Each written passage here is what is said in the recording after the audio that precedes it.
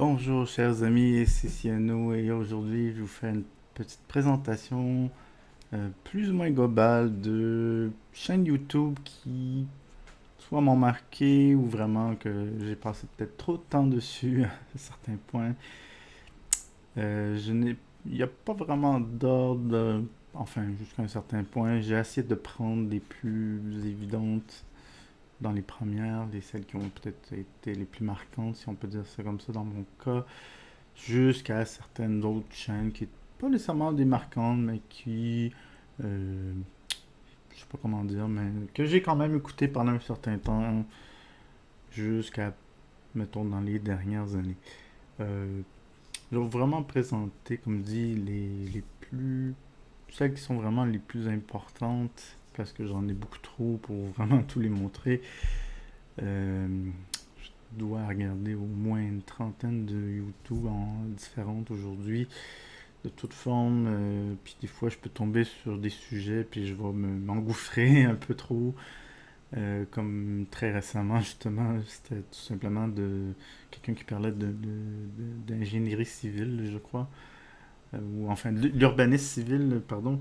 Genre de pourquoi les rues sont faites d'une certaine façon, des trucs comme ça. Puis j'ai écouté comme une quinzaine de vidéos parce que je trouvais ça tellement intéressant pour je ne sais pas quelle raison. Bref.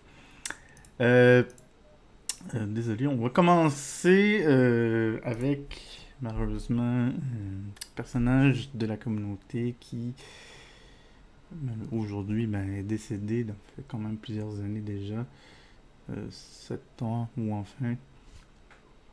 Je vais vous montrer son nom en premier lieu.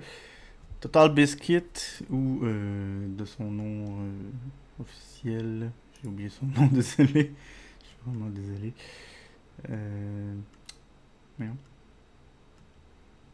Désolé, j'ai comme un blanc.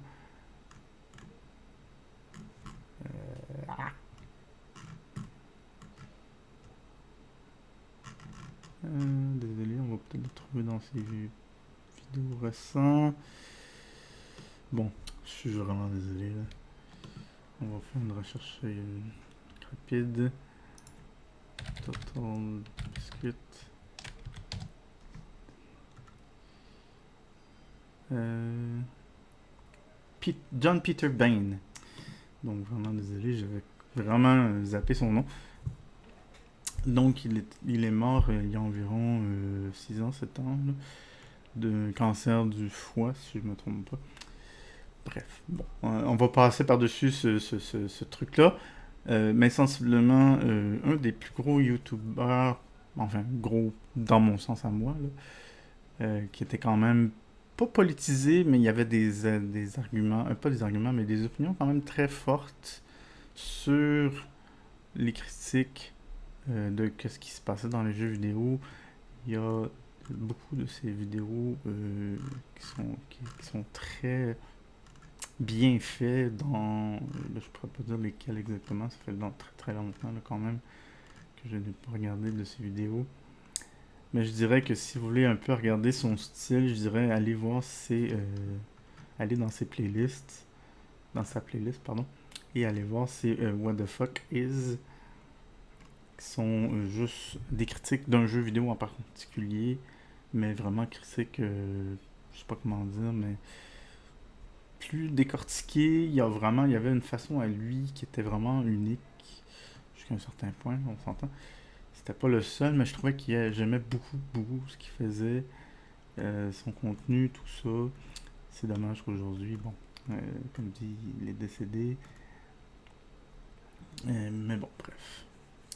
Je vous le conseille quand même d'aller vérifier, pareil, ses anciennes vidéos. Je voulais commencer par lui, parce que, bon, aujourd'hui, comme dit. Ça. Ensuite, on va aller... euh, maintenant, aujourd'hui, c'est une gang qui travaille sur voyons, sur la chaîne. À moins que je me trompe, il était pas sur YouTube à l'origine, ce- ces vidéos-là. Là, je vous montre vraiment les plus vieux, pour une raison, parce que c'est vraiment là ben, que moi j'ai connu Extra Credit, qui s'appelait pas Extra Credit à l'époque. Je vous montre rapidement. Sensiblement, il s'appelle Daniel Flood. Et je vous fais jouer genre quelques secondes là. Puis moi, c'est ça qui m'avait accroché. C'est juste la voix qui était accélérée avec un minimum d'animation sur un fond blanc. Un truc vraiment, vraiment simpliste. Et puis pour moi, ça m'accrochait parce qu'il parlait beaucoup de sujets vraiment plus poussés de jeux vidéo, pardon, pas de jeux de société. Par exemple, ici, dans ces plus vieux, le futur des MMO. This week we're going to talk about MMOs. Why? Because every week James is getting emails asking two questions. Et James était un game designer d'expérience, avec 15 ans d'expérience, ou à peu près, je me souviens plus exactement, qui était un peu souvent un co-écriveur en arrière pour aider Daniel dans dans ses scripts. All modern MMOs fail. And short answer? Because no one's thinking outside the box. Et sensiblement, c'est vraiment le petit. C'était juste ça. Je vous conseille fortement quasiment c'est plus vieux. Parce qu'à une époque, il est parti, Daniel, du groupe. Et aujourd'hui, ce n'est plus la même personne qui fait les vidéos. Mais ils sont quand même aussi. Ils sont peut-être pas. Enfin, je veux pas nécessairement dire qu'ils sont pas aussi bons. Parce que j'en ai vraiment pas regardé dans les derniers, dans les plus récents. Euh, Ça fait très très longtemps que j'en ai pas vraiment regardé de lui. En gros, c'est lui maintenant je connais pas son nom, là, désolé, de présentateur maintenant de la chaîne, le présentateur principal. J'en ai regardé quelques-uns, comme vous pouvez voir là, avec les écoutes de YouTube. Ça fait quand même déjà plus d'un an que j'en ai regardé certains. Bref, je vous conseille peut-être quand même, juste pour d'aller voir dans ces vieux, surtout, il y a beaucoup de décortication, de trucs quand même précis, justement, comme le futur of MMO est vraiment magnifique, même encore aujourd'hui, je vous le conseille d'aller réécouter. Sinon, il y a des trucs, par exemple, devenir designer, les skinbox, puis il parlait de diversité sexuelle il y a 13 ans, tu sais. Des choses qui sont plus quasiment d'actualité aujourd'hui. Le piratage, vraiment, il y avait des. Et un de mes préférés, justement, ça me fait penser. Le Douce Florenti, il est vraiment, vraiment, vraiment magnifique. Moi, je le conseille fortement. Ça me donne quasiment le goût d'aller réécouter parce qu'il est vraiment joli. Celui-là particulièrement. Moi, lui, je pense que cette vidéo-là particulièrement m'a marqué énormément. De Florenti. D'ailleurs, je vais me rajouter à ma liste dans mes temps pour le réécouter. Parce que ça fait longtemps. Et c'est vraiment magnifique comme vidéo, celui-là particulièrement. En gros, c'est du latin, là, ça veut dire la floraison du ludique, si je le traduis un peu à ce que je me souviens. Et j'avais trouvé ça vraiment, c'est très artistique comme vidéo. Parce que le jeu vidéo rentrait dans une nouvelle ère un peu. Ce n'est plus vu comme quelque chose de marginal. Ça commençait à se voir un peu plus comme un truc, entre guillemets, normal. Et quand moi, j'avais partagé ça à tous mes amis, à tout le monde, avec le peu de monde que je connaissais à l'époque. Parce que je disais, voilà, c'est ça que je fais dans ma vie. Je joue à des jeux. Je ne joue pas à des jeux. Je, je m'amuse avec de l'art. Donc, j'avais dit ça un peu comme ça. Bon, bref. Donc voilà. Ensuite, on tombe dans des catégories. J'ai fait des catégories pour moi, là, pour m'aider, des regroupements. On va y aller avec la catégorie. J'ai pris environ 6, désolé, 6, pardon, chaînes YouTube de jeux indépendants. Évidemment, c'était impossible pour moi de ne pas commencer avec celle-là, parce que c'est littéralement la première que j'ai connue de jeux indépendants. Northern Lion. Northern Lion était un des. Je sais pas si c'est dans les premiers, mais pas loin, youtubeur anglophone. Il est canadien, ce qui est quand même un peu unique, un peu en même temps. Et je dirais quasiment d'aller dans ses vieux. Là. Je l'ai connu quand même beaucoup très tard dans ses vidéos. quand il faisait Binding of Isaac, la version originale. Là, on doit être peut-être à 12 ans. Justement, si j'essaie de retrouver peut-être un petit peu plus, là, dans ses premiers Binding of Isaac. Mais moi, je l'ai connu peut-être beaucoup plus tard, parce que Binding, c'était pas un jeu que je connaissais, qui m'attirait tant que ça, surtout le premier du nom, le jeu Flash.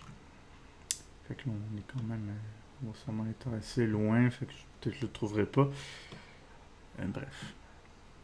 Et malheureusement, aujourd'hui, je la regarde beaucoup moins. Ce n'est pas sa faute, enfin, je sais pas si je peux dire que c'est de sa faute ou non. Il est devenu beaucoup, dans les années, il y a quand même un certain nombre d'années, il est devenu beaucoup plus grand public, parce qu'il avait gagné une certaine popularité et il voulait plaire un petit peu plus à tout le monde dans un sens. Il fait quand même des jeux indés ici et là, mais il y a plus de vidéos, qu'on pourrait dire, grand public. Ce n'est pas un défaut en soi, là. C'est juste que moi, ça m'accrochait moins, parce qu'il faisait vraiment plus à l'époque, il y a peut-être 5-6 ans, là, je sais pas exactement quand est-ce qu'il a changé, qui faisait vraiment, c'est les découvertes de jeux, qui faisait des runs, comme Binding of Isaac, si vous allez, je suis sûr que je peux faire la recherche, là. Binding of Isaac, sa playlist de, je pense qu'il y a plus de 1000 épisodes, là. Lui, il a joué à ce jeu-là, 800 vidéos. Donc, mais ça, c'est dans la version Rebirth. Et il y a, je ne pourrais pas dire exactement combien d'autres vidéos il y a, mais il y en a énormément. Il y en a énormément. Bref, c'est sûr que pour moi, c'était dur de ne pas commencer avec lui. Il y a aussi les autres qui faisaient partie, entre guillemets, de sa gang. Il faisait une vidéo par semaine il jouait avec d'autres amis à lui. John Smith OTI, si je ne me trompe pas, et j'essaie de me rappeler de l'autre que j'ai à quelque part dans mes jeux. Je peux le trouver peut-être. Nick Lee, je pense, si je me trompe pas dans son nom. Malheureusement, je pense que je l'ai pas dans mes tables. Là, vous voyez rien à l'écran, parce que là, je suis en train de regarder dans mon menu de bookmark, là. Bref. Dans tous les cas, moi, je l'appréciais énormément. Je l'ai écouté quand même très, très, très longtemps. Je l'ai suivi au moins 3-4 ans, je dirais. Et c'est lui qui m'a fait vraiment découvrir les jeux indépendants, Binding of Isaac principalement. Je pense que c'est vraiment lui qui m'a fait découvrir Binding of Isaac, surtout plus avec la deuxième version. Quand la deuxième version est sortie sur... Parce que moi, j'ai regardé sa version quand il jouait sur la version Flash. Je l'avais testé, j'avais pas de temps à accrocher. Et pour je ne sais quelle raison, j'ai accroché quand la version Steam est sortie, vraiment. Bref. Sinon, c'est drôle parce qu'il y a cette bannière-là date quand même de très très très longtemps. Ça doit dater quasiment d'une dizaine d'années facile. Ensuite, je vais passer rapidement sur deux chaînes. C'est pas des chaînes que je suivais à proprement parler. Ce n'est que des chaînes. Les jeux qui vont sortir de... pas celle-là, pardon. Celle-là. Donc, Best Indie Games, c'est tout simplement... il présente des jeux. Point. Il fait une liste, un 10 jeux de la semaine, peu importe, là, comme par exemple ici. Jeux de la semaine. Et c'est lui, il m'a fait découvrir je ne sais pas combien. Et c'est un peu à cause de lui aujourd'hui que j'ai un wishlist de pas loin de 1000 jeux. Pas lui uniquement, mais... bref. Donc c'est vraiment... Il y en a plein d'autres comme ça que j'ai, mais j'ai pris elle particulièrement, parce que c'est la première que j'avais. Best Indie Game. C'est pas nécessairement qualitatif après en parler, c'est vraiment... tu cliques sur la vidéo, c'est une liste de 10 jeux, ou peu importe la quantité, là. Et c'est vraiment... Là, je l'ai vraiment pas regardé dans les 3-4 dernières années, parce que bon, je ne vois plus l'intérêt, parce que je suis rendu à plus de mes jeux dans ma wishlist, fait que, bref. Ça peut m'arriver une fois de temps en temps, enfin, c'est quoi les jeux de l'année, ou les jeux dans un style particulier, parce que des fois, il va faire justement, je tombe justement par exemple, les 25 prochains Metroidvania, puis des fois, ben, ça me permettait d'aller dans un style en particulier que je voulais plus qu'un autre. Aujourd'hui, ce n'est plus relevant en bon français. Bref. Ensuite, on va aller avec des let's players, si on peut dire ça comme ça. Oui, je dirais... Bon. Donc, des youtubeurs qui jouent à des jeux indés, qui, pour une raison ou une autre, je les aime beaucoup. Bon, enfin, beaucoup. Que je les aime, point. Pas nécessairement beaucoup. L'un des premiers, c'est Let's Game It Out. Lui, c'est vraiment pour le côté humoristique de comment il joue un jeu. En gros, c'est qu'il essaie de briser le jeu. On peut le voir dans ses vidéos, surtout ici. Là. En gros, il prend un jeu puis il fait vraiment n'importe quoi. Par exemple, ça c'est quel jeu? Ça, Stream Life. Peut-être pas les bons exemples, mais... Bref, anyway, il a fait plein de jeux comme ça où il fait vraiment n'importe quoi.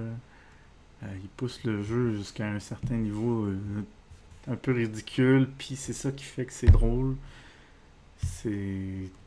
Il rajoute un petit quelque chose que j'ai pas vu beaucoup de youtubeurs faire vraiment ce côté ridicule de jouer un jeu. Bon, bref, allez en voir quelques-uns, vous allez comprendre ce que je veux dire un peu plus peut-être là. Mais vraiment, il fait, comme par exemple dans Satisfactory, il a fait des spaghettis pas possibles. Ben, dans tous les jeux, comme par exemple, c'était dans Teddy's Haven, il fait apparaître, donc, il achète donc 800 chaises, puis il les fait apparaître. Fait que, bref. Sinon, c'est d'autres youtubeurs plus typiques, entre guillemets, qui n'ont pas de particularité à part de jouer à des jeux indés. Je les ai suivis, je les ai suivis moi un peu moins. Lui, je l'ai plus suivi dans ses débuts. Bon, enfin, début. Je dis début, mais c'est pas vrai, là. Il y a peut-être quelques années. Aujourd'hui, je joue en ce moment beaucoup à Bazar, puis j'aime pas ce jeu. Fait que je l'ai un peu mis sur la glace pour l'instant. Mais j'aimais les présentations de certains jeux qu'il a fait, mais sinon, je pense que je me suis trompé. Ben, pas trompé, mais... ça m'a retrouvé dans qui? C'était pas lui exactement, je pense. Ah, oui. Désolé, je regarde encore dans ma liste. Là. Certainement pas dans les premières que j'ai. Bref, ah, oui, c'est pas important. Et donc ensuite on va aller avec Wonderbot. C'est un autre. Lui j'aime son delivery peut-être un petit peu plus. Je la regarde une fois de temps en temps. Il y a beaucoup de youtubeurs comme ça. Je les regarde pas pendant genre un mois, 2 mois, puis à un moment donné je fais ok, je vais passer. Je vais bouffer genre ces 15 dernières vidéos en chaîne. Là. Puis je vais faire ok, ce jeu-là est intéressant, je l'ai-tu déjà dans ma wishlist ou pas? Ou je vais passer parce que c'est un jeu que j'ai déjà vu, ou peu importe. Bref. Et même chose avec lui, Andy Buffett. J'en ai plusieurs comme ça, c'est tous des jeux, des youtubeurs vraiment orientés. J'ai un indé, pardon. C'est un peu eux indirectement qui m'ont fait commencer ma chaîne, moi-même ma chaîne en français, de faire ça. Parce que j'en connaissais pas beaucoup. Moi, être bien franc, j'en connaissais juste pas du tout. Si vous en connaissez d'ailleurs, vous pouvez m'en donner. De youtubeurs qui jouent à des jeux indépendants en français. Voilà. Donc, avant d'aller là, on va aller avec une section un petit peu plus humour, si on peut dire ça comme ça. Bien oui, j'ai connu le grand-père, dans un sens, de joueur du grenier. Évidemment, j'ai aussi joueur du grenier, là. Je pense que j'étais tombé vraiment dans la bon temps de quand eux ont commencé. Parce que je les ai connus presque dans leur début.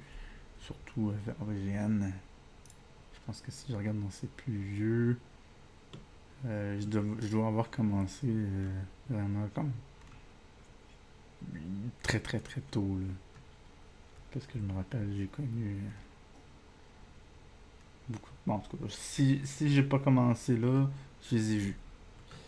Là, ils sont pas actifs en termes de vues YouTube parce que ça fait trop longtemps.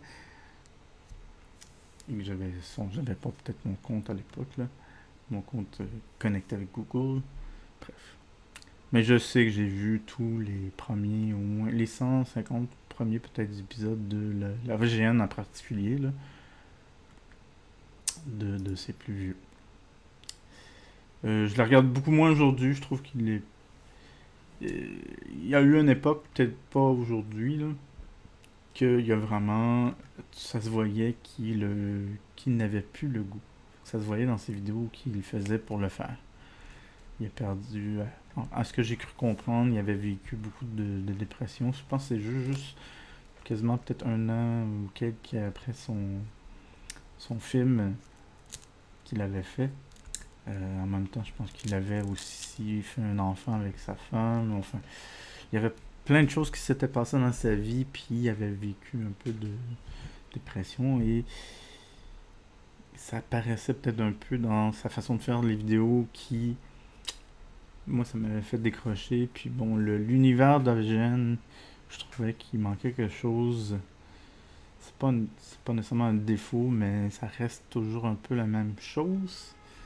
Mais en même temps, c'est un peu comme regarder un Simpson ou un South Park après 18 ans, 18 saisons, là, mettons. Là. Peut-être aujourd'hui, ça a changé. Je vais être bien franc, j'ai pas regardé depuis. Ça doit faire, je sais pas combien de temps. C'est depuis son film, grosso modo, quasiment. Quasiment. Je sais pas à quelle époque son film était. Là. Mais si mettons je mets justement son movie.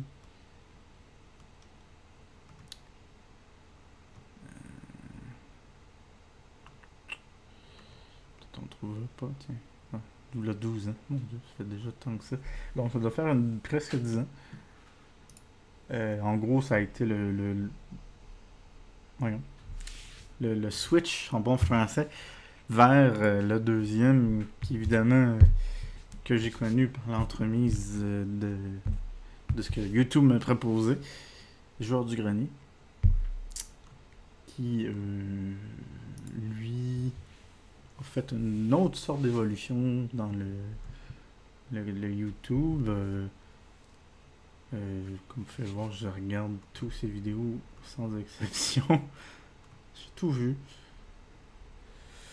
Je sais pas quoi dire de Joueur du Grenier.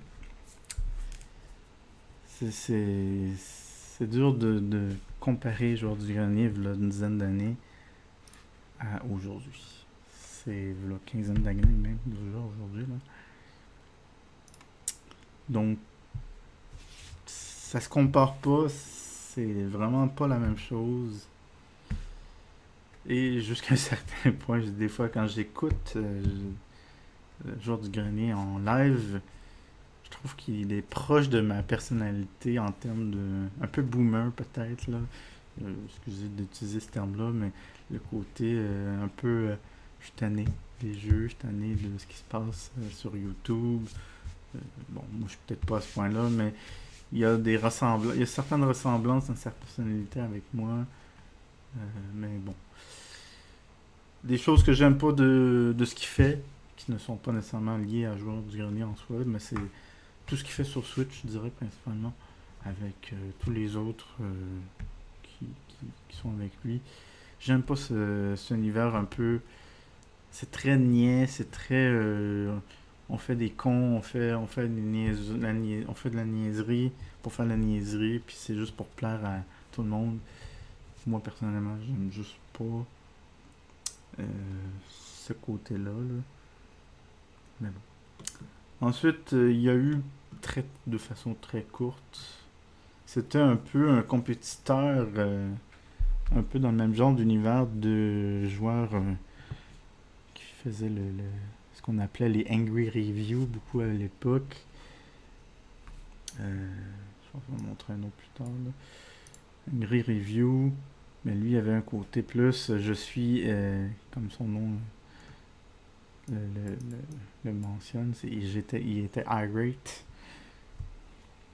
Je l'avais écouté un certain temps. Bon, ça l'a passé. Ça l'a passé. J'aimais quand même son univers, bon, sans plus que ça. Je l'ai pas regardé du tout là, dans les dernières années. Là. Mais c'était le côté, c'était assez différent de la VGN. Il y avait son delivery à lui. Si vous regardez dans ses plus vieux, justement, la même époque, qui avait les mêmes époques. Et qui copiait indirectement, veux pas, les vidéos que la VGN faisait, dans même quasiment le même style. Ben, c'est les Angry Reviews là, qui étaient un peu comme Jour du Grenier. Sinon, dans les derniers, pardon, John Tron Show, il y avait Peanut Butter Gamer aussi, qui sont bon, sont plus des petits ovnis. Ils sont pas nécessairement des gros youtubeurs qui m'ont marqué plus que ça. Il y avait leur univers à eux un peu déjanté, lui puis Peanut Butter Gamer, là, que j'ai pas pris parce que je l'ai pas regardé vraiment plus que ça, et lui non plus. Là. J'ai pris lui par rapport aux deux parce que je pense que c'est plus lui que j'ai regardé plus que Peanut Butter Gamer, pardon. PBG. Bref. C'est bon. Et sinon dans les derniers, peut-être plus pardon oui. Le dernier vraiment plus humoristique. Peut-être le plus gros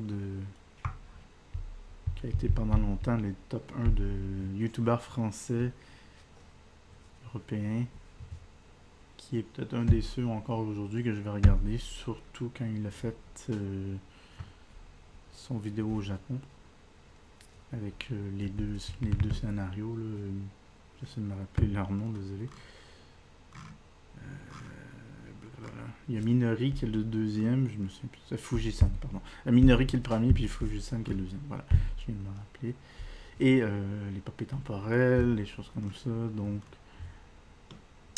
il n'y a pas grand chose que j'ai pas aimé de façon générale, même dans ses plus vieux, qui était plus style face caméra, qui avait beaucoup de youtubeurs qui faisaient ça à l'époque.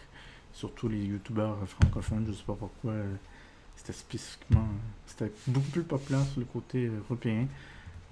On se filmait avec une caméra, on parlait de quelque chose, style vlog un peu. Sinon, le côté un peu humoristique, si on en regarde dans ces plus vieux, là. Peut-être pas les Monsieur Dream, là, mais c'est des trucs, des petits sketchs de 3, 4, 5 minutes qui parlaient d'un truc vraiment précis, puis ça marchait bien. Il y a eu Norman fait des vidéos, il y a eu Hugo tout seul, il y a eu. J'en passe, là, je le connais pas tous, mais c'est vraiment lui. Il y a eu Norman un peu. Je l'ai pas mis pour. Si vous savez ce qui est arrivé avec lui, vous allez comprendre. Sinon, pas important. Et on va aller vraiment dans un autre univers. Enfin, autre univers, c'est parce que ce n'est pas de l'humour. Mais c'est orienté, inspiré des Angry Reviews, des Angry dans l'univers de AVGN. Lui est venu un peu plus tard. Enfin, à quel point plus tard, 3-4 ans peut-être, que je l'ai connu. Pour ces vidéos, il y avait des... Je sais pas comment dire. Il y avait un côté sketch plus de quand il faisait un review d'un jeu. Il sortait vraiment les trucs un petit peu plus... c'est dur à expliquer vraiment. J'aimais quand même ce qu'il faisait. Beaucoup plus tard que dans ses premiers. Là, je regarde dans ses plus vieux, j'en connais pas beaucoup, mais c'est peut-être beaucoup plus tard dans peut-être le 10 ans plus. Bref. Donc voilà. Je l'ai comme toutes les autres que je vous ai montré aujourd'hui, pas comme tous les autres, mais comme les AVGN et Irate Gamer, ce n'est plus des youtubeurs que je regarde aujourd'hui, ça a été de l'époque. Mais bon. Ensuite, je vais quand même passer rapidement. Ça a été une... Je sais pas comment dire. Ça a été une époque de ma vie, je bouffais de... Là, j'ai mis lui en particulier, mais je bouffais de tout ce qui était contenu religieux athée. En gros, ce YouTube-là particulièrement, c'est qu'ils reçoivent, c'est une ligne d'appel où les gens appelaient, puis ils parlent de je crois à mon Dieu principalement, et voici pourquoi je crois que j'ai raison. Et je ne sais pas pourquoi spécifiquement j'ai bouffé de ces vidéos-là. J'avais une obsession qui a duré plus de 2 ans, 3 ans même. Je bouffais. J'ai même été vérifié dans mes historiques, puis avec un IA, j'ai bouffé plus de 1000 vidéos de ces trucs-là. 1500 même, 1800, presque 2000 si j'inclus les autres youtubeurs que je regardais de cet univers-là. Aujourd'hui, je suis un peu tanné. Je veux dire, les arguments que les religieux nous offrent sont bon. Je dirais pas trop. Je pousserais pas trop le côté voyons, opinion en rapport à ça, mais bon, bref. Voilà. Et l'avant-dernier, façon de parler. Louis San, pourquoi? C'est une bonne question. C'est un YouTuber qui parle du Japon. Ce n'est pas le seul, mais c'est un YouTuber français, pour préciser. Ce n'est pas le seul, mais il y avait quelque chose qui m'a accroché à lui. C'est lui qui m'a fait découvrir que j'ai Gogo Nihon, qui est une agence pour devenir étudiant, pour étudier au Japon.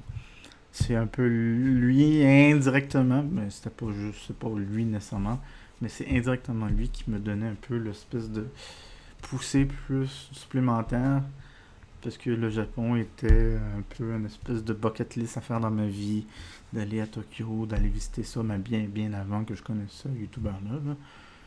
Mais pour quelle raison, je sais pas, j'ai peut-être été influencé par les noms, comme beaucoup, par la culture, par ce qu'on pouvait voir sur YouTube.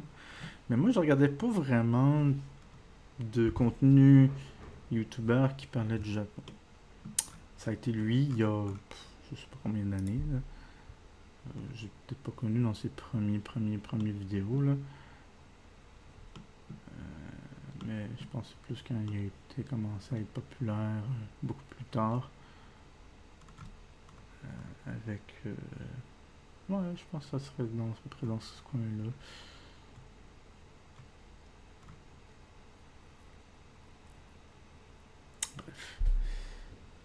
Bref. Donc, je fais souvent...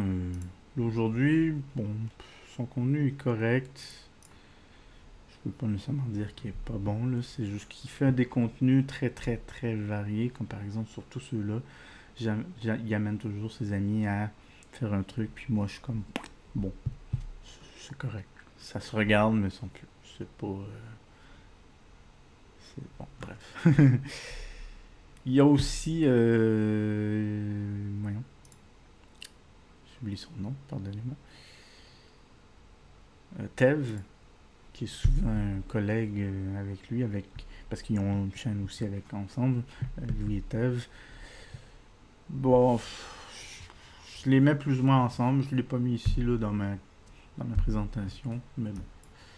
Et on va passer dans la dernière section catégorie, qui ne sont pas des YouTube à proprement parler. C'est des séries télé, mais qui ont été mis, soit qui jouaient sur YouTube, ou qui ont joué à quelque part, puis qui ont été mis sur YouTube après. Dans tous les cas, on va y aller dans un ordre plus ou moins précis, là. On va commencer avec Noob, la série, qui est entièrement des sketchs filmés et mis sur YouTube après. Sensiblement, Noob est une parodie de Donjon Dragon, de World of Warcraft plutôt, je devrais dire. En gros, c'est des personnages qui rentrent dans un jeu multijoueur.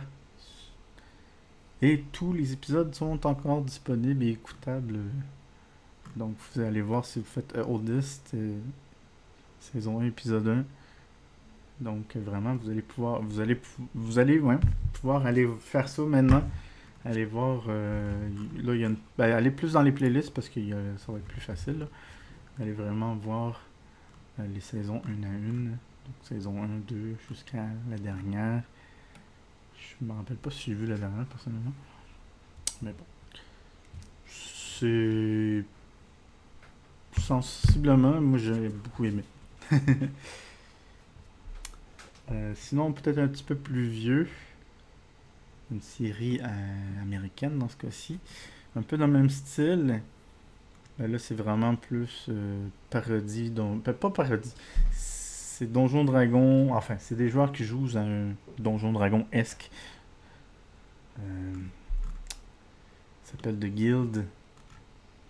Et même chose sur leur YouTube. Vous allez pouvoir aller voir tous les épisodes depuis le début. Toujours avec la playlist, c'est toujours plus facile, là. Allez voir leur saison 1, qui doit être à quelque part juste ici.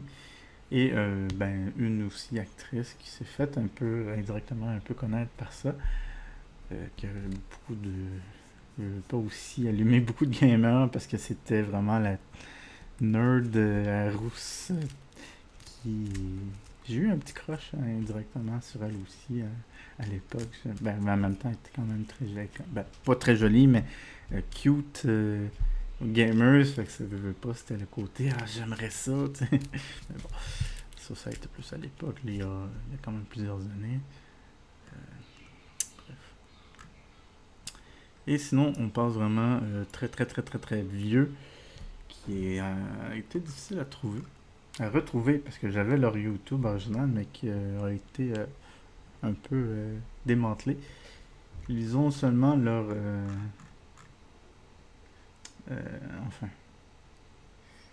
C'est le film, ensuite la série, après, si on peut dire, puis trois autres trucs qu'ils ont fait, mais qui bon, bref.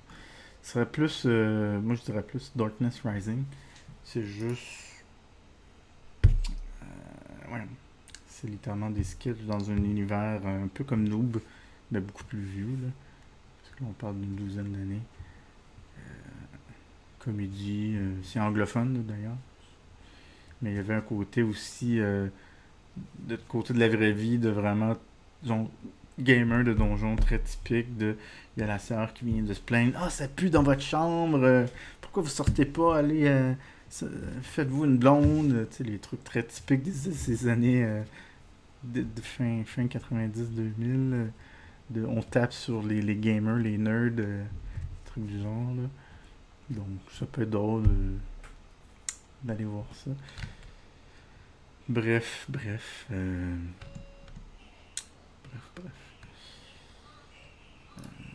je sais pas pourquoi la caméra ne me suit plus. Mais bon, c'est pas important. Voilà.